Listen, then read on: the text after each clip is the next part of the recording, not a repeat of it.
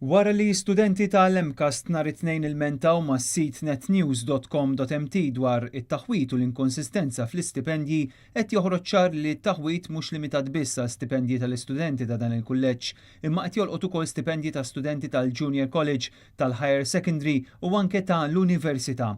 Hekk kif żvelajna dan it-taħwit numru ta' studenti u ġenituri qalulna li anke huma jew wliedhom kienu baqgħu bla stipendju. Studenti minn ferat differenti tal-MCAST qalu illi ma kinux irċevew ħlas tal-istipendju minn bdiet is-sena skolastika. Ħafna oħrajn ilmentaw li lanqas il-grant tal-bidu tas-sena ma kienet intbatitilhom.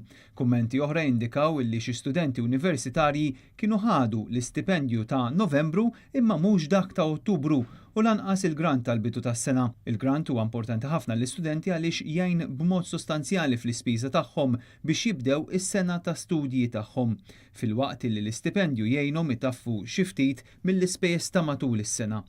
Ir-rabja fost l-istudenti qed tkompli tikber hekk kif jirriżulta li hemm inkonsistenza totali bi studenti li huma fl-istess kors jirċievu l-istipendju, oħrajn ma rċevewx u oħrajn li sansitra lanqas il-grant ma rċevew.